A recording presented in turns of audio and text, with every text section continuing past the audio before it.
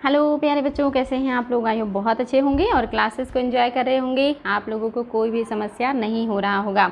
आज भी आप लोगों के लिए इकोनॉमी के बहुत ही अच्छे प्रश्न हैं। आई होप आपको प्रश्न सॉल्व करके कल के क्लास में बहुत अच्छा लगा होगा।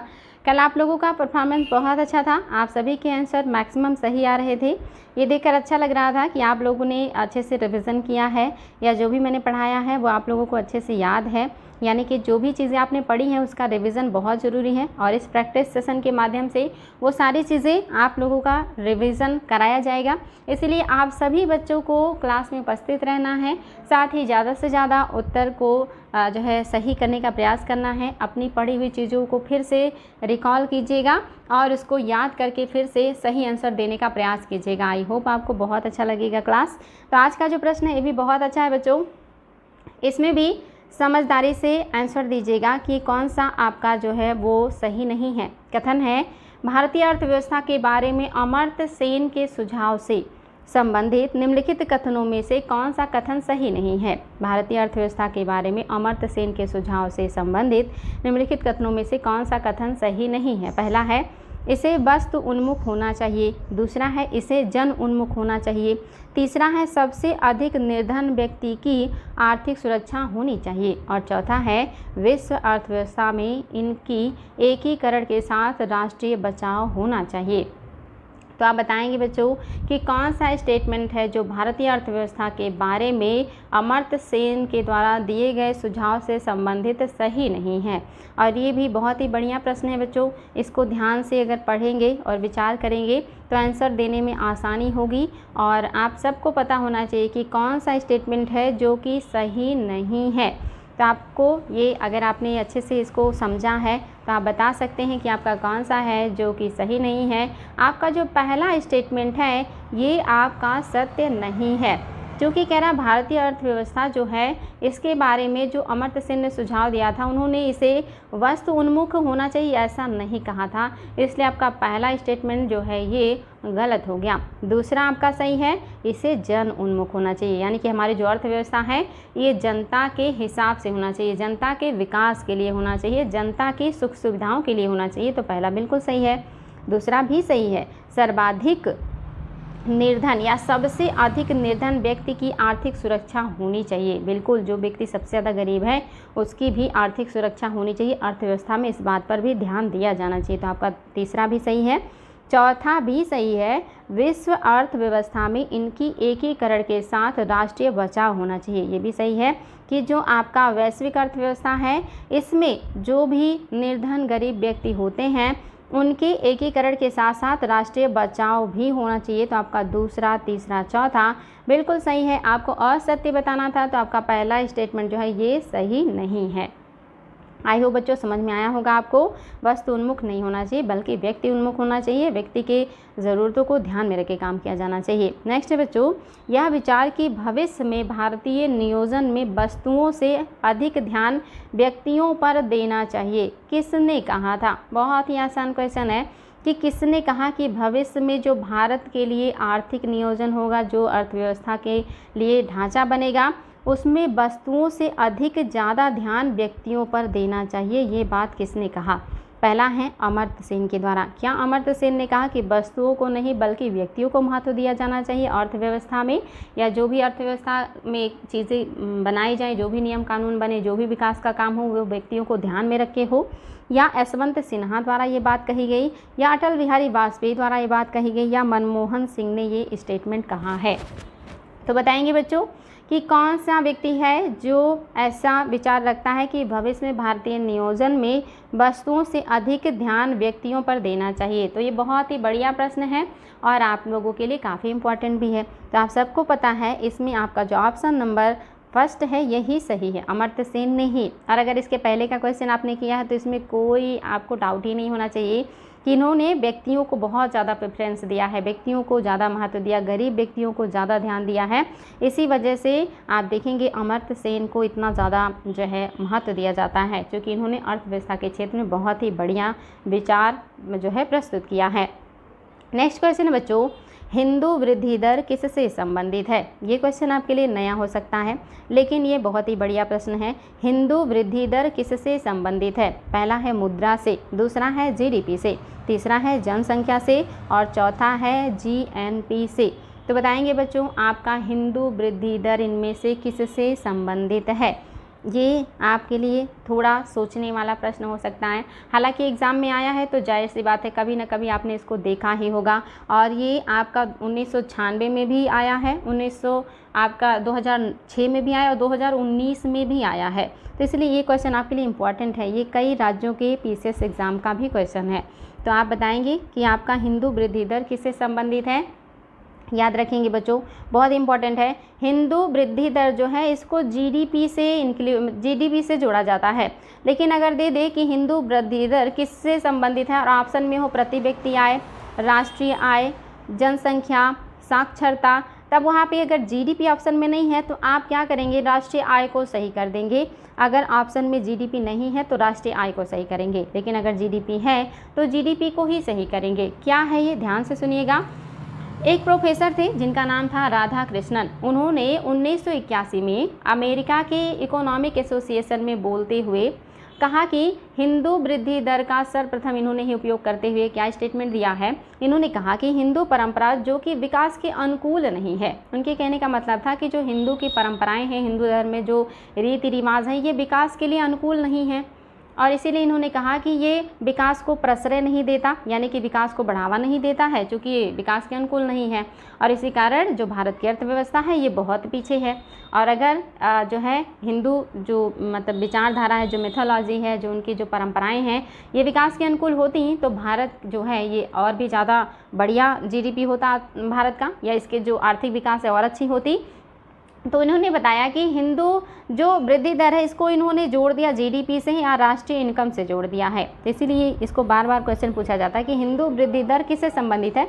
तो जीडीपी या आप कह सकते हैं राष्ट्रीय इनकम से जुड़ा हुआ है आपका हिंदू जो है वृद्धि दर। क्योंकि हिंदुओं का जो एक तरीके से कहिए कि परंपराएं हैं ये विकास को बढ़ावा नहीं देती हैं, ऐसा कहना था प्रोफेसर राधा कृष्णन का, जिन्होंने 1981 में अमेरिका के इकोनॉमिक एसोसिएशन में अपने स्पीच में बात कही थी। तो याद रखेंगे बच्चों, इंपॉर्टेंट है। जीडीपी ऑप्शन में ना हो तो आप उसको राष्ट्रीय आय से सही कर देंगे। अगला क्वेश्चन है, आर्थिक विकास सामान्यतया युग्मित होता है। आर्थिक विकास सामान्यतया किससे युग्मित होता है? पहला है अवस्फीति के साथ, दूसरा है स्फीति के साथ, तीसरा है स्टैगफ्लेशन के साथ और चौथा है अतिस्फीति के साथ। तो बताएंगे बच्चों, आर्थिक विकास सामान्यतया युग्मित होता है किससे? अवस्फीति के साथ या स्फीति के साथ या स्टैगफ्लेशन के साथ या अतिस्फीति के साथ। मैंने ये सारी चीज़ें पढ़ाई हैं और ये क्वेश्चन भी आप लोगों को पता होना चाहिए, क्योंकि क्लास में ये सारी चीज़ें मैंने बहुत विस्तार से समझाया है और आप लोगों से ओरली प्रश्न भी किया था। तो इसका उत्तर बताएंगे। बहुत ही बढ़िया प्रश्न है और आसान भी है। आप सभी को पता है आर्थिक विकास सामान्यतः किससे जुड़ा है? मुद्रास्फीति के साथ जुड़ा होता है। आपका ऑप्शन नंबर 2 बिल्कुल सही है। जो भी वस्तुएं और सेवाएं हैं ये दिन प्रतिदिन क्या होती हैं? महंगी होती जाती हैं। और महंगी होने के पीछे क्या कारण जिम्मेदार है? तो आपका मुद्रास्फीति ही इसके लिए जिम्मेदार माना जाता है। इसलिए आपका क्वेश्चन नंबर 4 का ऑप्शन नंबर 2 बिल्कुल सही है। अगला है बच्चों, वर्तमान मूल्यों पर प्रति व्यक्ति आय की वृद्धि दर स्थिर मूल्यों पर प्रति व्यक्ति आय की वृद्धि दर से अपेक्षाकृत अधिक है, क्योंकि स्थिर मूल्यों पर प्रति व्यक्ति आय की वृद्धि दर में ध्यान रखा जाता है। तो बताएंगे बच्चों, ये क्वेश्चन भी बहुत ही बढ़िया है, आईएएस का प्रश्न है और ये भी आप लोगों को बिल्कुल सही आंसर इसका पता होना चाहिए कि जो वर्तमान मूल्य पर प्रति व्यक्ति आय की जो वृद्धि दर है वो स्थिर मूल्यों पर प्रति व्यक्ति आय की वृद्धि दर से अपेक्षाकृत अधिक है, क्योंकि स्थिर मूल्यों पर प्रति व्यक्ति आय में किसकी वृद्धि दर को ध्यान रखा जाता है? पहला है जनसंख्या वृद्धि की दर को, दूसरा है मूल्य स्तर की वृद्धि दर को, तीसरा है मुद्रास्फीति की वृद्धि दर को और चौथा है वेतन दर में वृद्धि की दर को। तो बताएंगे बच्चों कौन सा सही है। आई होप इसका आंसर भी आप सभी को पता है और आप सभी के उत्तर भी इसमें बिल्कुल अच्छे आने चाहिए और मैक्सिमम आप सभी का उत्तर सही भी है। तो आप देखेंगे आपका कौन सा ऑप्शन सही हो जाएगा। मुद्रास्फीति की वृद्धि दर को इसमें लिया जाता है। मुद्रास्फीति के वृद्धि दर की वजह से जो वर्तमान मूल्य का अगर देखेंगे वृद्धि तो ये ज़्यादा रहता है, और जब आप स्थिर मूल्य पे निकालते हैं तो आपके जो वैल्यू है, जो विकास है, वो कम आता है। इसलिए आपका क्या हो जाएगा, मुद्रास्फीति की वृद्धि दर का इसमें ऑप्शन नंबर 3 बिल्कुल सही हो जाएगा। चलिए बच्चों अगला प्रश्न देखते हैं। नेक्स्ट क्वेश्चन क्या है। 1949 में भारत सरकार द्वारा नियुक्त राष्ट्रीय आय समिति का अध्यक्ष निम्नलिखित में से कौन था।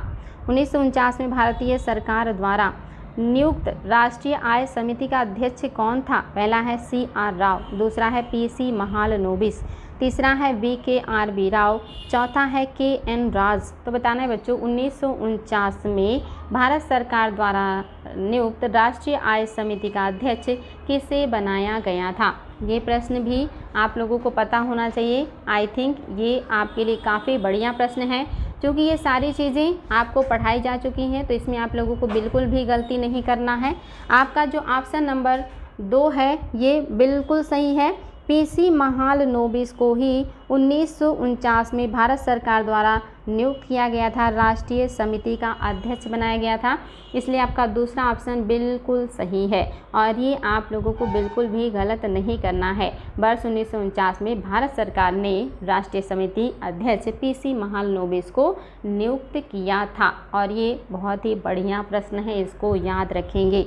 अगला जो आपका प्रश्न है, किस अर्थशास्त्री ने भारत में सबसे पहले वैज्ञानिक दृष्टि से राष्ट्रीय आय की गणना की। किस अर्थशास्त्री ने भारत में सबसे पहले वैज्ञानिक दृष्टि से राष्ट्रीय इनकम की गणना की थी, आपको ये बताना है। ऑप्शन में है आपके सामने DR गाडगिल, दूसरा है VKRB राव, तीसरा है मनमोहन सिंह, चौथा है YV अलग। तो आपको बताना है बच्चों किस भारतीय अर्थशास्त्री ने भारत में सबसे पहले वैज्ञानिक दृष्टि से राष्ट्रीय आय की गणना की थी। ये आप लोगों को पता होना चाहिए, इम्पॉर्टेंट है, और आई होप इसका आंसर भी आप लोगों को पता होगा। तो ये आप लोग बता रहे हैं कि आपका क्या हो जाएगा। आपका जो दूसरा ऑप्शन है ये बिल्कुल सही है। VKRB राव जो है, इन्होंने ही पहली बार वैज्ञानिक दृष्टि से राष्ट्रीय आय की गणना की थी। आपके लिए क्वेश्चन है बच्चों कि स्वतंत्रता प्राप्ति से पहले, स्वतंत्रता प्राप्ति से पहले, प्राप्ति से पहले पहले आप सबसे पहले या प्रथम प्रयास किसने किया था राष्ट्रीय इनकम निकालने का। प्रथम प्रयास किसने किया था देश की राष्ट्रीय इनकम को जानने का या अनुमान लगाने का। राष्ट्रीय इनकम की जानकारी का या अनुमान लगाने का काम सबसे पहले किसने किया था। तो ऑप्शन में है आपके सामने गाडगिल महोदय, मनमोहन सिंह, या आपके दादा भाई नौरोजी, या जो है SR राव। तो बताएंगे पहला है SR राव और दूसरा है आपकी दादा भाई नौरोजी। इसके अलावा आप बताएंगे कि मनमोहन सिंह हैं या महालनोबिस हैं। तो आपको बताना है बच्चों कौन है जिन्होंने सबसे पहले भारतीय राष्ट्रीय इनकम की गणना करने का प्रयास किया था। तो आपको पता है दादा भाई नौरोजी, बिल्कुल सही है। नेक्स्ट है भारत में राष्ट्रीय आय समंकों का आकलन किया जाता है। भारत में राष्ट्रीय आय के समंकों का आकलन कौन करता है। पहला है योजना आयोग द्वारा, दूसरा है वित्त आयोग द्वारा, तीसरा है रिजर्व बैंक ऑफ इंडिया द्वारा, चौथा है केंद्रीय सांख्यिकी संगठन द्वारा। तो ये आपके लिए काफ़ी बढ़िया प्रश्न है और आई होप आप इसका उत्तर बता सकते हैं कि जो आपका राष्ट्रीय आय समंकों का आकलन भारत में कौन करता है। ये भी बहुत ही अच्छा है बच्चों और आप सभी को इसका उत्तर पता होगा क्योंकि ये सारी चीज़ें हम लोग क्लास में पढ़ चुके हैं और आप लोगों को इसमें कोई कन्फ्यूज़न नहीं होना चाहिए। तो इसका जो उत्तर होगा केंद्रीय सांख्यिकी संगठन के द्वारा ही भारत में राष्ट्रीय आय समंकों का आकलन किया जाता है। CSSO के द्वारा ये किया जाता है। हालांकि अब CSSO की जगह पे आ गया है आपका NSO। ये जो है अब आपका काम कर रहा है। अगला है, भारत में पूंजी निर्माण के आंकड़े एकत्र करने का काम कौन करता है? भारत में पूंजी निर्माण के आंकड़े को एकत्र करने का जो काम है वो कौन करता है? आपको इसका उत्तर देना है। तो इसका आपका पहला ऑप्शन है भारतीय रिजर्व बैंक और केंद्रीय सांख्यिकी संगठन, दूसरा है भारतीय रिजर्व बैंक और भारतीय स्टेट बैंक, तीसरा है आपका भारतीय रिजर्व बैंक और सभी वाणिज्यिक बैंक, और चौथा है केंद्रीय सांख्यिकी संगठन और राष्ट्रीय नमूना सर्वेक्षण। तो बताएंगे बच्चों, भारत में पूंजी निर्माण के आंकड़े एकत्र करने का काम कौन करता है? और ये क्वेश्चन भी बहुत ही बढ़िया है और इसका उत्तर भी आप लोगों को पता होगा कि भारत में पूंजी निर्माण के आंकड़े जो हैं वो कौन एकत्रित करता है। तो इसका जो आपका आंसर हो जाएगा वो क्या हो जाएगा? ऑप्शन नंबर फर्स्ट बिल्कुल सही है, आरबीआई करता है और सीएसओ करता है। आरबीआई और सीएसओ के द्वारा भारत में पूंजी निर्माण के आंकड़े एकत्र करने का काम किया जाता है। ये दोनों लोग संयुक्त रूप से काम करते हैं, ये चीज़ याद रखेंगे, इम्पॉर्टेंट है। चलिए अगला देखते हैं, भारत में हाल ही में राष्ट्रीय आय की माप में क्या बड़ा परिवर्तन किया गया है? ये भी आप लोगों को पता होना चाहिए बच्चों, ये बहुत इंपॉर्टेंट है और आप लोगों को इसका उत्तर जो है आई थिंक पता होगा कि हाल ही में भारत में राष्ट्रीय आय की माप में क्या बड़ा परिवर्तन किया गया है। पहला है आधार वर्ष का गणना विधि दोनों में बदलाव किया गया, यानी कि आधार वर्ष और गणना विधि दोनों में बदलाव किया गया है। दूसरा, आधार वर्ष 2004-05 से बदलकर 2011-12 किया गया है। तीसरा, गणना साधन लागत से बदलकर बाजार कीमतों पर की गई है। और चौथा, गणना चालू कीमतों से बदलकर स्थिर कीमतों पर की गई है। तो बताएंगे बच्चों कि हाल ही में भारत में राष्ट्रीय आय की माप में क्या बड़ा परिवर्तन किया गया है। तो आई होप आपको इसका आंसर पता होगा और ये बहुत ही इम्पॉर्टेंट है और इसमें भी आप लोगों को गलती नहीं करना है, बिकॉज मैं ये सारी चीज़ें क्लास में पढ़ा चुकी हूँ, तो आप सभी को पता है। इसका जो ऑप्शन नंबर फर्स्ट है ये सही हो गया है। आधार वर्ष और गणना विधि दोनों बदला गया है। तो अब आप मुझे बताएंगे ये जो आधार वर्ष बदला गया है ये कब किया गया है और जो गणना विधि की बदला गया है ये गणना विधि में क्या किया गया है, यानी कि आधार वर्ष बदल करके क्या बनाया गया है और गणना विधि को बदल करके कौन सी विधि लागू की गई है। ये सारी चीज़ें मैं क्लास में बताई हूँ, तो आप लोग इसका आंसर देंगे फटाफट। आधार वर्ष जो कि बदला गया है और गणना विधि जो कि ये भी बदला गया है, तो दोनों का आंसर फटाफट दीजिएगा। मैं आप लोगों के उत्तर का इंतज़ार कर रही हूँ, फटाफट उत्तर दीजिएगा बच्चों, बहुत ही इम्पॉर्टेंट है और आई थिंक आपको इसका उत्तर याद होगा क्योंकि मैं ये सारी चीज़ें बहुत अच्छे से डिस्कस की हूँ क्लास में। तो आप देखेंगे आपका क्या हो जाएगा, जो आधार वर्ष है ये जो 2004-05 था इससे हटा करके 11-12 कर दिया गया है, यानी कि आधार वर्ष भी जो है ये बदल दिया गया है। और साथ ही जो जीडीपी होता था उसके स्थान पर जीवीए को जो है शामिल कर लिया गया था। हालांकि आप देखेंगे आगे चल के जीवीए को हटा करके फिर से जीडीपी को लागू कर दिया गया है, तो दोनों चीज़ें याद रखेंगे। मैंने इसको आप लोगों को बताया भी था, तो ये आई थिंक आपको सभी को इसका उत्तर पता है। नेक्स्ट है बच्चों, भारत का आर्थिक सर्वेक्षण प्रत्येक वर्ष सरकारी तौर पर कौन प्रकाशित करता है? ये इस प्रश्न में तो कोई दम नहीं, बिकॉज़ ये मैंने आप लोगों को बहुत अच्छे से पढ़ाया है और इसमें आप लोगों को गलती नहीं करना है। सभी बच्चों का बिल्कुल करेक्ट आंसर आना चाहिए।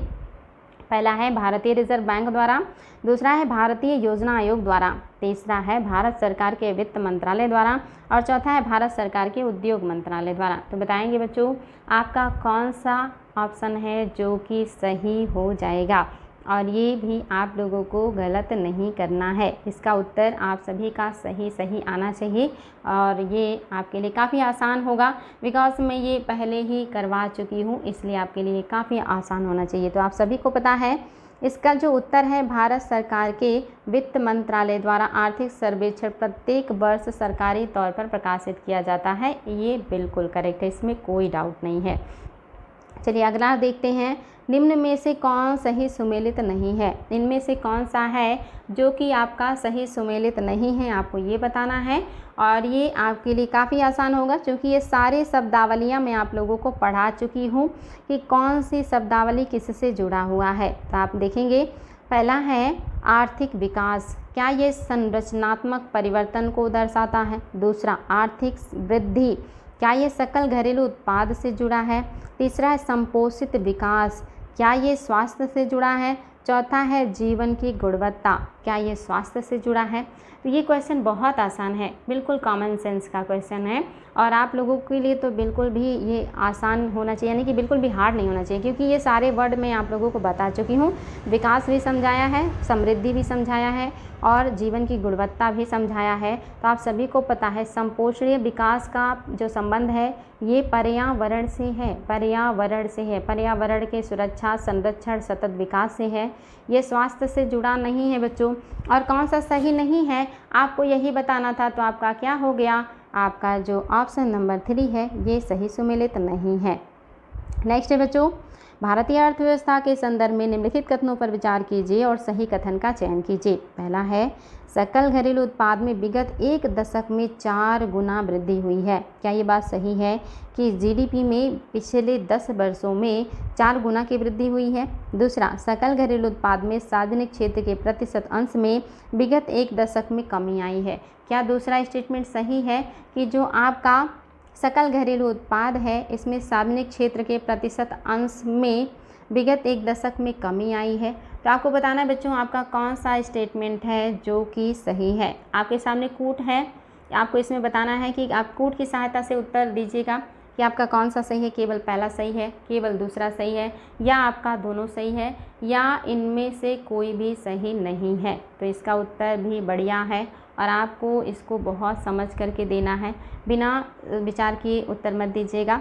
अच्छे से क्वेश्चन को समझने का प्रयास कीजिएगा और उसके बाद जो है आप लोगों को उत्तर देना है। तो आई थिंक आप लोगों को समझ में आ गया होगा कि जो प्रश्न है वो क्या कह रहा है और इसका उत्तर जो है वो क्या हो जाएगा।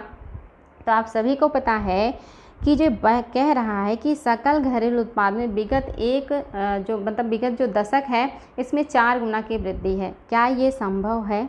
क्या ये संभव है बच्चे कि हमेशा जीडीपी में वृद्धि ही होगा और लगातार वृद्धि होगा और 4 गुना बढ़ जाएगा? दूसरा, सकल घरेलू उत्पाद में सार्वजनिक क्षेत्र के प्रतिशत अंश में विगत 1 दशक में कमी आई है। हाँ, आपका दूसरा जो स्टेटमेंट है ये आपका क्या हो जाएगा, सही हो जाएगा। कमी आई है, सार्वजनिक क्षेत्र के प्रतिशत अंश में कमी आई है, इसमें कोई डाउट नहीं है, तो केवल 2 सही है। और आपके सकल घरेलू उत्पाद में सार्वजनिक क्षेत्र के अंश का कमी होना लाजमी है। और आप देख रहे हैं क्योंकि सरकार क्या कर रही है, बहुत सारी जो सार्वजनिक क्षेत्र की चीज़ें थी उसको प्राइवेट कर दे रही है, और अगर प्राइवेट कर देगी, निजीकरण कर देगा, तो जाहिर सी बात है कि कमी हो जाएगा, और जब उनकी कमी हो जाएगी तो जीडीपी में उनका अंश भी कम आएगा। तो इसलिए आपका दूसरा सही है, लेकिन आपका पहला सही नहीं है। लगातार कभी भी इस तरह से वृद्धि देखने को नहीं मिलता है। नेक्स्ट क्वेश्चन है बच्चों, भारत में आर्थिक उदारीकरण शुरू हुआ। आप सभी को पता है कि भारत में आर्थिक उदारीकरण शुरू हुआ था। कब शुरू हुआ था? फटाफट कमेंट करेंगे कि कब शुरू हुआ था। कौन सी औद्योगिक नीति थी जब भारत में जो है उदारीकरण लाया गया था? और इसमें आपको बताना है कि उदारीकरण शुरू हुआ था तो इसमें उस समय मतलब आर्थिक उदारीकरण का क्या मतलब है, किस आधार पर शुरू हुआ? पहला, औद्योगिक लाइसेंस नीति में वास्तविक बदलाव के साथ। दूसरा, भारतीय रुपये के परिवर्तनशीलता के साथ। तीसरा, प्रत्यक्ष विदेशी पूंजी निवेश में कार्य विधिक औपचारिकताएं दूर करने के साथ। और चौथा, कर दरों में महत्वपूर्ण कटौती के साथ। तो आप बताएंगे बच्चों कि भारत में आर्थिक उदारीकरण शुरू हुआ था, किस चीज़ से शुरू हुआ था? औद्योगिक लाइसेंसिंग नीति के वास्तविक बदलाव के साथ शुरू हुआ, या भारतीय रुपये के परिवर्तनशीलता के साथ शुरू हुआ, या प्रत्यक्ष विदेशी पूंजी निवेश में कार्य विधिक औपचारिकताएं दूर करने के साथ, या कर दरों में महत्वपूर्ण कटौती के साथ। तो आप सभी को पता है भारत में जो उदारीकरण है ये औद्योगिक लाइसेंस नीति में वास्तविक बदलाव के साथ शुरू हुआ था। आपका पहला सही है, जो कि सरकार इसके पहले बहुत ज़्यादा लाइसेंस नियम लागू करती थी। ज़्यादातर जो उद्योग धंधे थे उन सबको सरकार से लाइसेंस लेना होता था और सरकार का उस पर बहुत ज़्यादा नियंत्रण रहता था। लेकिन जब उदारीकरण आया तो सरकार ने यहाँ पे क्या किया है, लाइसेंस में कमी कर दी। ज़्यादातर उद्योग धंधों को बिना लाइसेंस के भी चलाने की अनुमति दी और इस तरह से लाइसेंस लेने की जो प्रक्रिया है उसमें भी आसानी कर दिया। गया और इसी वजह से क्या हो गया, उदारीकरण हमारे यहाँ देखने को मिला। तो अगला क्वेश्चन आपके सामने है इसी क्रम में, बताएंगे बच्चों। और उदारीकरण कब आया था, 1991-92 में, सभी को पता है। भारत के व्यावसायिक संरचना के वर्षों बाद भी, भारत के व्यावसायिक संरचना में वर्षों बाद भी लगभग वैसा ही बने रहने का एक कारण है। क्या कारण है कि जो भारत है ये व्यावसायिक संरचना के वर्षों बाद भी अभी भी लगभग वैसे ही बना हुआ है। पहला है, निवेश का प्रतिमान पूंजी प्रधान उद्योग की दशा में उन्मुख रहा है। क्या जो निवेश है ये पूंजी प्रधान उद्योगों की तरफ ज़्यादा प्रवाह है इसका। दूसरा, क्या कृषि उत्पादकता इतनी अधिक रही है कि जनता को कृषि में ही बने रहने की प्रेरणा मिली। क्या ये बात सही है। तीसरा है, भूधृति पर लगे अधिकतम सीमा के कारण अधिक लोगों को वह स्वामित्व मिला और उन्होंने कृषि में ही बने रहना पसंद किया। क्या जो भूमि हदबंदी लागू की गई उसके बाद ज़्यादातर लोगों को जो ज़मीनें मिली उससे उनको ज़मीनों का मालिक बनने का मौका मिला और उसकी वजह से वो कृषि में ही बने रहना चाहते थे। चौथा, क्या आर्थिक विकास के लिए कृषि से उद्योग की दशा में अंतरण के महत्व की जनता को अधिकतर जानकारी नहीं है। क्या आर्थिक विकास के लिए कृषि से उद्योग की दशा में अंतरण के महत्व की जनता को अधिकतर जानकारी नहीं है। तो आपको बताना है बच्चों आपका कौन सा है जो कि सही हो जाएगा। और ये आपके लिए कॉमन सेंस का क्वेश्चन है और ये भी आप लोगों का गलत नहीं होना चाहिए। आपको समय दे रहे हैं, आप सारे स्टेटमेंट को अच्छे से पढ़िए और अपना उत्तर ज़रूर दीजिए क्योंकि ये बहुत ही बढ़िया है और इसमें आप लोगों को कोई भी दिक्कत नहीं होना चाहिए। आई होप बच्चों आप सभी लोगों ने उत्तर को प्राप्त कर लिया होगा और आपके लिए जो उत्तर है वो क्या हो जाएगा। तो आप सभी को पता है कि इसका जो ऑप्शन नंबर 4 है, आर्थिक विकास के लिए कृषि से उद्योगों की दशा में अंतरण के महत्व की जनता को अधिकतर जानकारी नहीं है। यही कारण है कि अभी तक जो है हमारे यहाँ औद्योगिक क्षेत्र में या कहिए कि व्यावसायिक संरचना में वर्षों बाद भी ज़्यादा परिवर्तन देखने को नहीं मिलता है। आपका चौथा ऑप्शन जो है ये बिल्कुल सही हो जाएगा, इसमें कोई डाउट नहीं है और आई होप इसका आंसर भी आप सभी को समझ में आ गया होगा कि किस आधार पे सही है। अगला है बच्चों, भारत में अपनाई गई नई आर्थिक नीति के 2 घटकों स्थिरीकरण और संरचनात्मक समायोजन के विषय में निम्नलिखित में से कौन सा कथन सही है। तो आपको बताना है भारत में अपनाई गई या अपनाई मतलब जो भी नई नई आर्थिक नीतियों के 2 घटक अपनाए गए हैं। क्वेश्चन को बच्चों ध्यान से सुनिएगा। आईएएस का क्वेश्चन है ना तो मोस्टली प्रश्न जब समझ में आ जाता है तो उत्तर ढूंढने में समस्या नहीं होता है।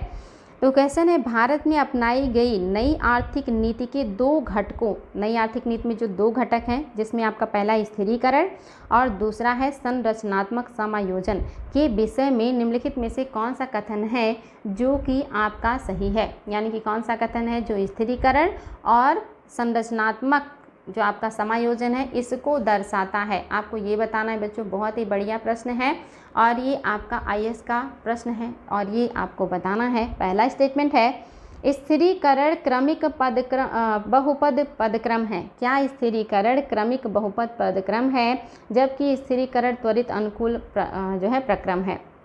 तो आप यहाँ देखेंगे बच्चों जो आपका यहाँ पे ऑप्शन दिया हुआ है यहाँ पे आपका होना चाहिए था, जबकि जो स्थिरीकरण नहीं होगा यहाँ पे क्या हो जाएगा संरचनात्मक, ये मिसप्रिंट हुआ है तो इसको ध्यान देंगे। नेक्स्ट है संरचनात्मक समायोजन क्रमिक बहुपद प्रक्रम है जबकि स्थिरीकरण त्वरित अनुकूल प्रक्रम है। क्या ये बात सही है। तीसरा, स्थिरीकरण और संरचनात्मक समायोजन बहुत समान और अनुपूरक नीतियां हैं, उनमें से एक को दूसरे से पृथक करना कठिन है।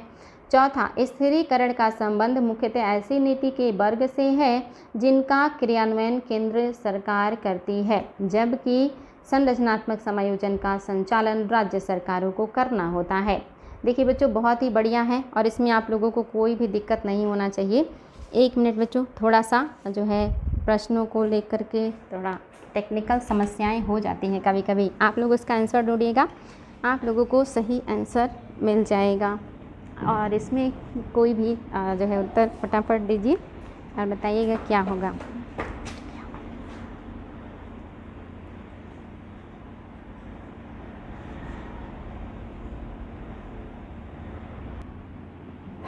आई थिंक बच्चों आप लोगों को समझ में आ गया होगा कि जो स्थिरीकरण है और संरचनात्मक समायोजन है इसके बारे में कौन सा कथन है जो कि आपका सही है। तो ये आपका कौन सा ऑप्शन सही हो जाएगा बच्चों, बहुत इंपॉर्टेंट है। संरचनात्मक समायोजन का मतलब आपको पता है ना। संरचनात्मक समायोजन का मतलब होता है ऐसी संरचना जिसमें ज़्यादा से ज़्यादा चीज़ों को समायोजित किया जाए, जिसमें ज़्यादा से ज़्यादा जो लोग हैं उनकी भागीदारी हो, जिससे ज़्यादा से ज़्यादा बेहतरीन जो है आउटपुट निकल के आए। तो इस हिसाब से आपका कौन सा ऑप्शन सही हो जाएगा, आपका ऑप्शन नंबर 2 बिल्कुल करेक्ट है। संरचनात्मक समायोजन क्रमिक बहुपद प्रक्रम है, जबकि स्थिरीकरण त्वरित अनुक्रम प्रक्रम है। याद रखेंगे, आपका दूसरा ऑप्शन बिल्कुल सही है बच्चों, बहुत इंपॉर्टेंट है, इसको याद रखेंगे। अगर आपको कोई समस्या होती है और नहीं समझ में आता है तो भी बताइएगा, और अगर जो है आपको इसके बारे में थोड़ा सा और जानना है तो ध्यान से सुनिएगा कि क्या है ये सारी चीज़ें। तो याद रखेंगे, स्थिरीकरण एवं संरचनात्मक जो समायोजन है इसमें से स्थिरीकरण अर्थव्यवस्था की मांग पक्ष के प्रबंध से संबंधित है, जिसमें मुद्रास्फीति नियंत्रण भी आता है, राजकोषीय समायोजन को भी लिया जाता है, भुगतान संतुलन भी इसमें शामिल है।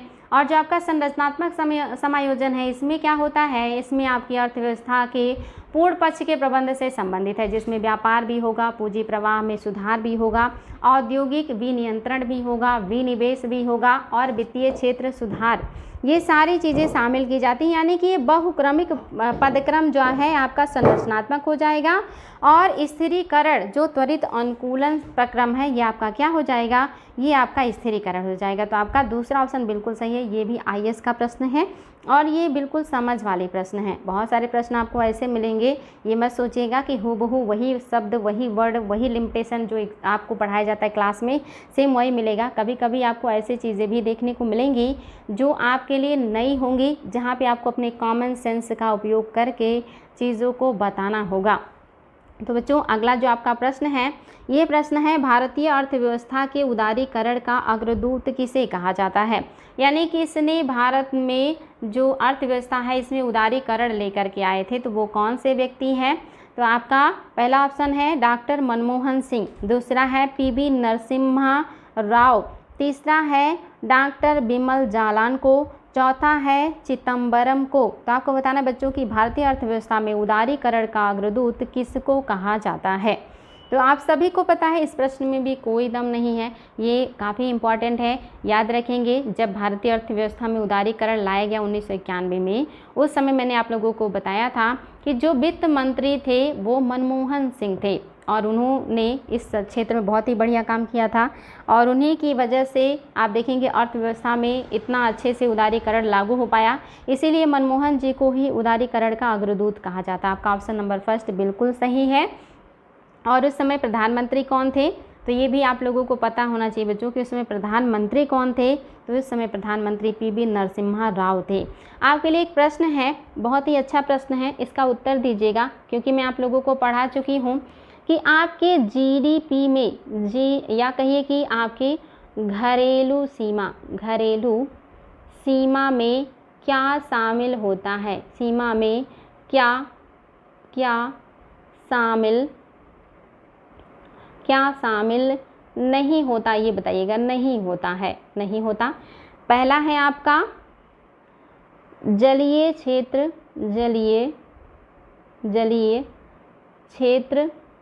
200 नाटिकल मील तक, जलीय क्षेत्र 200 नाटिकल मील तक। दूसरा है आपका, दूसरा बताएंगे वायुयान। तीसरा है आपका जलयान, और चौथा है आपका स्पेस स्टेशन। तो बताएंगे बच्चों आपका कौन सा ऑप्शन है जो आपके घरेलू सीमा में नहीं आएगा, आपके घरेलू सीमा में किसे नहीं लिया जाएगा। और ये सारी चीज़ें मैंने आप लोगों को बताई हैं कि घरेलू सीमा में कौन सी चीज़ें आती हैं, घरेलू सीमा किसे कहते हैं। तो इसमें आप लोगों को बिल्कुल भी कन्फ्यूज़न नहीं होना चाहिए, आपका कौन सा है जो आपके घरेलू सीमा में नहीं आएगा। तो आपका ऑप्शन नंबर 4 जो है ये आपके घरेलू सीमा में शामिल नहीं होता है। तो ये याद रखिएगा बच्चों। साथ ही एक और क्वेश्चन का आंसर देंगे कि आपका जो राष्ट्रीय इनकम है इससे संबंधित है। मान लीजिए कि भारत का खिलाड़ी है, भारत का खिलाड़ी कोई भी हो सकता है, भारत का खिलाड़ी है, वह या उसने ब्रिटेन में क्रिकेट खेला और जीत गया। अब आप मुझे बताएंगे कि ये वो जो खिलाड़ी है उसने वहाँ पे पैसे अर्न किए हैं, तो आपको बताना है कि इस खिलाड़ी के द्वारा जीता गया जो पैसा है वो जीता गया पैसा किस देश के जीडीपी में इंक्लूड होगा। पहला है भारत, दूसरा है ब्रिटेन, तीसरा है दोनों, चौथा है सभी। मतलब कोई नहीं बच्चों, कोई नहीं कर लीजिएगा, चौथा कोई नहीं। तो आपको बताना है कि अगर भारत का कोई खिलाड़ी ब्रिटेन में क्रिकेट खेलता है और जीत जाता है तो उसने जो इनकम प्राप्त किया वो इनकम कौन सी देश की जीडीपी में इंक्लूड होगा, कौन से देश के जीडीपी में यह जो है माना जाएगा। तो आपके सामने ऑप्शन है भारत, ब्रिटेन, दोनों या कोई नहीं। तो आप सभी को पता होना चाहिए बच्चों कि जो आपका जीडीपी किसका होगा, यानी कि खिलाड़ी जो है किसकी घरेलू सीमा में खेल रहा है। तो आप सभी को पता है जो खिलाड़ी है ब्रिटेन की घरेलू सीमा में खेल रहा है। तो अगर वो ब्रिटेन की घरेलू सीमा में खेलेगा तो जाहिर सी बात है कि ये ब्रिटेन की जीडीपी में जुड़ेगा। और अगर बात करें इस खिलाड़ी ने जो पैसे जीते वो जीत कर भारत लेकर के आ गया, तो अगर वो भारत में भेज दिया, भारत आ गया, तो भारत के किस में जुड़ेगा, जीडीपी में या जीएनपी में। बताएंगे भारत के जीडीपी में जुड़ेगा या जीएनपी में जुड़ेगा। आप सभी को ये सारी चीज़ें मैंने बहुत अच्छे से क्लियर किया था। तो इसको आपको बताना है कि भारत के जीडीपी में जुड़ेगा या जीएनपी में, जो जीत करके लेके आएगा। तो भारत में जब वो आएगा तो वो भारत के जीएनपी में जुड़ेगा, भारत के जीएनपी में जुड़ेगा बच्चों, और जीडीपी में ब्रिटेन के जुड़ेगा। ये चीज़ याद रखेंगे, बहुत ही अच्छा है। इससे आप लोगों को थोड़ा सा कॉन्सेप्ट क्लियर करने में आसानी मिलेगा। अगला प्रश्न है बच्चों, किसी देश में जीवन स्तर प्रतिबिंबित होता है। किसी देश में जीवन स्तर प्रतिबिंबित होता है कैसे? पहला है गरीबी के अनुपात से, दूसरा है प्रति व्यक्ति आय से, तीसरा है राष्ट्रीय आय से, चौथा है बेरोजगारी की दर से। तो आपको बताना है बच्चों कि किसी देश का जो जीवन स्तर है वो किससे पता चलता है कि इस देश का जीवन स्तर कैसा है, निम्न है, मध्यम है, उच्च है। तो आप सभी को पता है, ये सारी चीज़ें क्लास में मैं पढ़ा चुकी हूँ, तो गलतियाँ बिल्कुल भी नहीं करेंगे आप लोग। आप सभी का उत्तर बिल्कुल सही आना चाहिए। आपका जो ऑप्शन नंबर 2 है ये बिल्कुल सही हो जाएगा। प्रति व्यक्ति आय से ही किसी देश के जीवन स्तर से हमें पता चलता है कि किसी देश का जीवन स्तर कैसा है। किससे पता चलेगा? प्रति व्यक्ति आय से पता चलता है। तो आपको बताना है कि आप जो है प्रति व्यक्ति आय कैसे निकालते हैं। प्रति व्यक्ति आय कैसे निकाला जाएगा? आय कैसे निकालते हैं? पहला है कुल जनसंख्या गुणे कुल आय, दूसरा है कुल जनसंख्या माइनस आय, तीसरा है कुल पॉपुलेशन भागे कुल इनकम। तो बताएंगे बच्चों क्या करेंगे हम? टोटल जनसंख्या का गुणा करेंगे टोटल आय में, या टोटल जनसंख्या का को माइनस करेंगे टोटल आय से, या टोटल जनसंख्या का जो है वो हम टोटल जनसंख्या से भाग देंगे टोटल आय में। तो बताएंगे बच्चों कौन सी विधि के द्वारा प्रति व्यक्ति आय निकलता है। और आप सबको ये पता है, क्लास में सारी चीज़ें बता चुकी हूँ और बहुत अच्छे से समझाया है। तो इसलिए आप गलत नहीं करेंगे, आप सभी को पता है। ऑप्शन नंबर 3 बिल्कुल सही है। टोटल जनसंख्या से टोटल आय में या टोटल आय से टोटल जनसंख्या में जब हम क्या करते हैं, भाग देते हैं, यानी कि अगर टोटल जनसंख्या से आय में आप भाग देंगे तो आपका प्रति व्यक्ति आय निकल करके आ जाएगा। तो आपका ऑप्शन नंबर 3 बिल्कुल सही है, इसमें कोई डाउट आप लोगों को नहीं होना चाहिए। और ये आपका प्रश्न आपका नेक्स्ट है, जो कि बहुत ही बढ़िया प्रश्न है।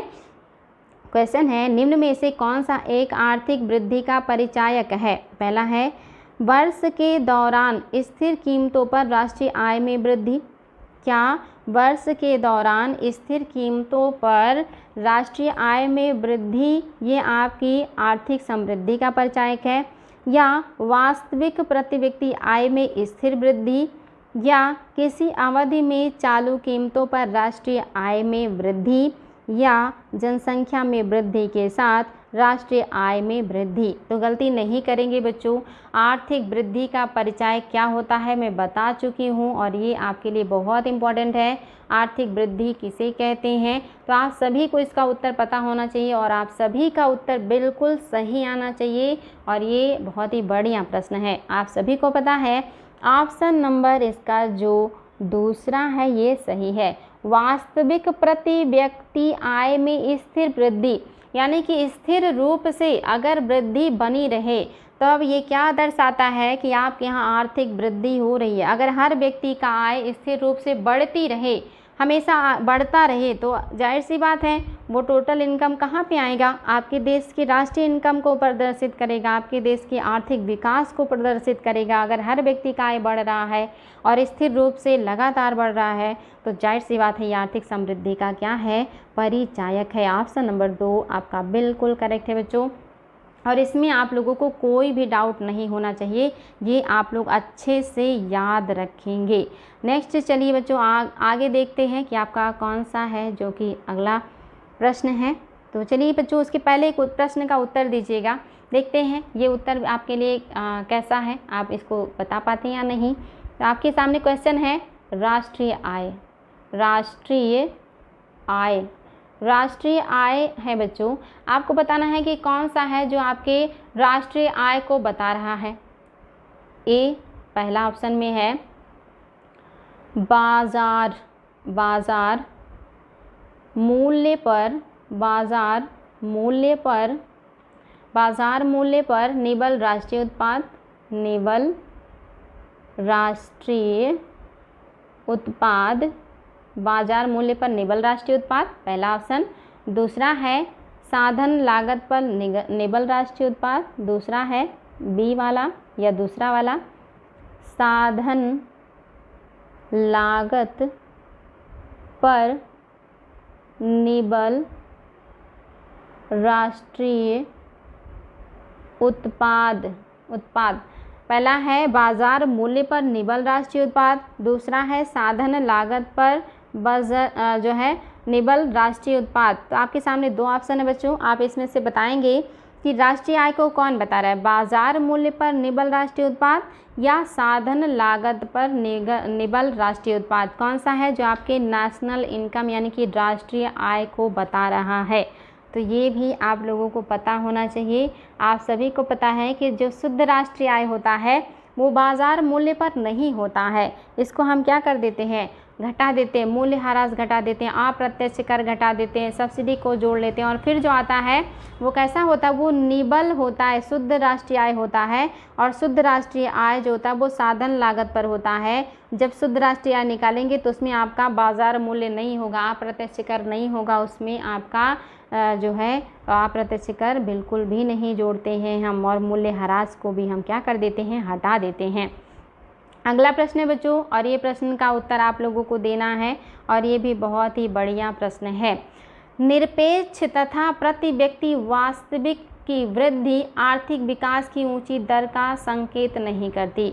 यदि, यानी कि अगर निरपेक्ष तथा प्रति व्यक्ति वास्तविक की वृद्धि आर्थिक विकास की ऊंची दर को संकेत नहीं देगा, यानी कि सही मायने में शुद्ध रूप से प्रति व्यक्ति जो वास्तविक वृद्धि है यह आर्थिक विकास की ऊंची दर का संकेत नहीं है, इनमें से कौन सा रीज़न अगर आपके यहाँ पाया जाएगा तो माना जाएगा कि आपके यहाँ शुद्ध रूप से प्रति व्यक्ति जो वास्तविक आर्थिक विकास है ये अच्छा नहीं है। आपको ये बताना है बच्चों कि कौन सा स्टेटमेंट सही होगा। पहला है औद्योगिक उत्पादन कृषि उत्पादन के साथ साथ बढ़ने में विफल रह जाता है तब। दूसरा, कृषि उत्पादन औद्योगिक उत्पादन के साथ साथ बनने में विफल रह जाता है तब। और तीसरा है निर्धनता और बेरोजगारी में वृद्धि होती है तब, या निर्यातों की अपेक्षा आयात तेजी से बढ़ते हैं तब। कौन सी स्थिति में माना जाएगा कि शुद्ध रूप से जो प्रति व्यक्ति वास्तविक वृद्धि है वो आर्थिक विकास में ऊंची रूप से अपनी हिस्सेदारी नहीं दे रहा है। तो ये भी क्वेश्चन बच्चों बहुत ही बढ़िया है और इसका उत्तर भी आप सभी को पता होना चाहिए, बिकॉज़ ये सारी चीज़ें मैं प्रैक्टिस सेशन में करा चुकी हूँ और इन सब का उत्तर तो आप सभी के पास एकदम सही होना चाहिए। तो आई होप सभी बच्चे इसका सही उत्तर दे पाएंगे और ये आप लोगों को क्वेश्चन अच्छा लगेगा क्योंकि ये काफ़ी बढ़िया प्रश्न था। तो आप सभी को पता है इसका कौन सा ऑप्शन सही हो जाएगा। तो आपको पता है अगर आपके देश में या किसी भी देश में निर्धनता और बेरोजगारी में वृद्धि होती है, अगर निर्धनता बढ़ रही है, बेरोजगारी बढ़ रही है, तो प्रति व्यक्ति आय कैसे बढ़ेगा? प्रति व्यक्ति आय की समृद्धि को कहाँ दिखाएगा? तो जाहिर सी बात है प्रति व्यक्ति आय बढ़ने का मतलब है कि देश के प्रत्येक व्यक्ति का आय बढ़ना। और अगर व्यक्ति जो है वो बेरोजगार हो रहा है, निर्धन हो रहा है, तो देश का प्रति व्यक्ति आय कहाँ संभव है, कैसे बढ़ेगा? संभव ही नहीं है। इसलिए आपका जो तीसरा ऑप्शन है ये बिल्कुल सही है और आई होप आपको इसमें कोई दिक्कत नहीं हुआ होगा। आप इसे बहुत आसानी से बता सकते हैं और ये आपके लिए काफ़ी बढ़िया प्रश्न था। चलिए बच्चों आगे बढ़ते हैं और आज आपका जो एक प्रश्न था आखिरी प्रश्न है और आपके लिए क्वेश्चन है। क्वेश्चन का उत्तर आप लोगों को देना है और ये उत्तर आप लोग यहाँ भी दे सकते हैं और आप लोग इसका उत्तर जो है कमेंट बॉक्स में भी दे सकते हैं। अगर अभी पता है तो अभी उत्तर दीजिएगा, नहीं पता है तो कमेंट बॉक्स में इसका उत्तर दीजिएगा। ये बहुत ही बढ़िया प्रश्न है। आपके सामने क्वेश्चन है कि भारतीय अर्थव्यवस्था के बारे में जो भी आपके सामने कूट दिया जा रहा है इसकी सहायता से आपको बताना है कि भारतीय अर्थव्यवस्था के संदर्भ में, भारतीय अर्थव्यवस्था के संदर्भ में युग्म पर विचार कीजिए। युग्म दिया है, विचार करना है आपको, यानी कि सामने आपके कूट दिया है और कूट की सहायता से क्या करना है, विचार करना है। तो आपका पहला ऑप्शन है मेल्ट डाउन। मेल्ट डाउन क्या इसका मतलब होता है? स्टॉक कीमतों की गिरावट। क्या इसका मतलब होता है कि स्टॉक कीमतों की गिरावट। दूसरा है मंदी ब्रैकेट में रिसेशन और आपके सामने दिया है समृद्धि दर की गिरावट। और तीसरा है आपका स्लो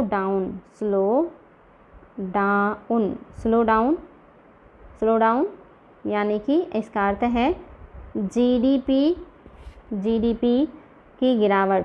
जीडीपी उत्पाद में गिरावट यानी कि जीडीपी वृद्धि में गिरावट। इसमें से आपको बताना कौन सा सही मैच है। इन तीनों में से ही आपको बताना कि कौन सा सही है। यानी कि जो भारतीय अर्थव्यवस्था है उसमें इन शब्दों का उपयोग किया जाता है, तीनों शब्दों का उपयोग किया जाता है। अब इन तीनों शब्दों के सामने जो इनके मीनिंग बताए गए हैं, क्या ये मीनिंग सही है? क्या मेल्ट डाउन का मतलब होता है कि स्टॉक कीमतों की गिरावट? क्या मेल्ट डाउन का मतलब होता है स्टॉक कीमतों की गिरावट? दूसरा है मंदी या रिसेशन, क्या इसका मतलब होता है समृद्धि दर की गिरावट? और तीसरा है स्लो डाउन, क्या इसका तात्पर्य है सकल घरेलू उत्पाद की गिरावट? तो आपको बताना है बच्चों इसमें से कौन सा सुमेलित है। पता तो चल ही गया होगा कि इसमें से कोई एक ही सुमेलित है। तो बताएंगे आपका कौन सा ऑप्शन है जो कि सही है। अगर आप लोगों को जो है आ रहा है तो बहुत अच्छी बात, फटाफट कमेंट कीजिए। मैं आप लोगों को आंसर जो है अभी बता दूंगी क्योंकि आप लोगों के उत्तर कमेंट बॉक्स में बहुत कम आते हैं।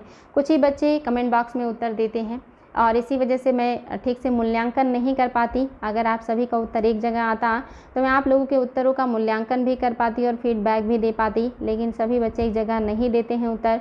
कुछ बच्चे जो है पर्सनल नंबर पे दे देते हैं और कुछ बच्चे ग्रुप में दे देते हैं और कुछ बच्चे कमेंट बॉक्स में दे देते हैं। तो अलग अलग जगह होने की वजह से मैं सही तरीके से मूल्यांकन नहीं कर पाती बच्चा लोग। आई होप आप लोग समझेंगे। अगर आप लोगों का एक जगह पे रिजल्ट आता तो मैं वहाँ पे सही तरीके से मूल्यांकन कर पाती। और हालांकि मैं देखती रहती हूँ कि बच्चों का उत्तर सही आ रहा है नहीं आ रहा है, तो उससे पता चल जाता है कि मोटा मोटा आप लोगों का क्या परफॉर्मेंस है। और आप लोगों का परफॉर्मेंस पिछले क्लास में बहुत अच्छा था, देखकर बहुत खुशी हुई। बच्चों आप लोगों को इतना मेहनत से पढ़ाते हैं, तो आप लोग जब अच्छा करते हैं तो और भी अच्छा लगता है, बहुत खुशी होती है कि हमारा मेहनत सार्थक रहा। क्योंकि आपको पता है कि टीचर्स तभी सफल होते हैं जब उनके स्टूडेंट सफल हो जाते हैं। जब स्टूडेंट सही जगह पहुंचते हैं और उनके जो सोच है, उनका जो विचार है, उनके वो तरक्की करते हैं, आगे बढ़ते हैं, तो वो पता चलता है। क्योंकि टीचर का ही तो आईना होते हैं बच्चे। जैसा कि जो है सिद्धार्थ ने कमेंट में लिखा भी है कि टीचर्स के प्रतिबिंब होते हैं छात्र। बिल्कुल सही है। छात्रों को देखकर कोई भी बता सकता है कि किस तरह के टीचर से इन्होंने एजुकेशन लिया है। एक तो माता पिता के संस्कार और दूसरे टीचर्स के एजुकेशन, ये दोनों चीज़ें बच्चों को बहुत प्रभावित करती हैं। तो आप सभी के लिए जो आंसर है ये याद रखेंगे बच्चों। आपका पहला ऑप्शन है बिल्कुल सही है। जो मेल्ट डाउन है इसका मतलब होता है स्टॉक कीमतों में गिरावट को ही मेल्ट डाउन कहा जाता है। ये पहला बिल्कुल सही है।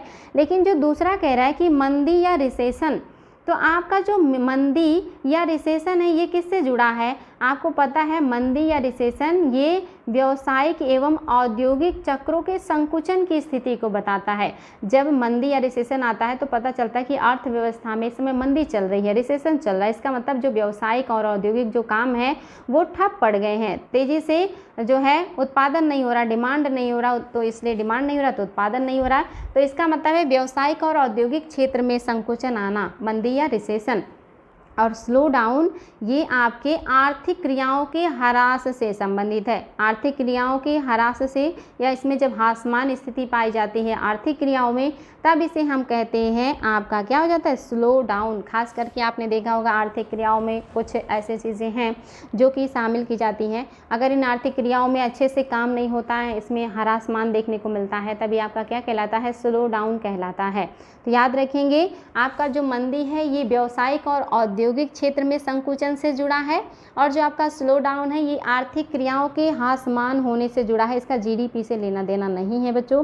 तो याद रखेंगे आपका पहला सही है। मेल्ट डाउन जो है ये प्रतिभूतियों और जो बंध पत्र होते हैं इनमें जो गिरावट आती है उससे जुड़ा हुआ, स्टॉक कीमतों में गिरावट से जुड़ा है मेल्ट डाउन। यानी कि तीनों जो है ये गिरावट को ही बता रहे हैं। मेल्ट डाउन जो है स्टॉक के क्षेत्र से जुड़ा है, मंदी जो है ये व्यावसायिक और औद्योगिक क्षेत्र से जुड़ा है, और आपका स्लो डाउन जो है ये आपका आर्थिक क्षेत्र से जुड़ा हुआ है। तो इसलिए आपका जो तीनों ऑप्शन है इसमें से पहला सही है, बाकी आपके जो है ये सही नहीं है।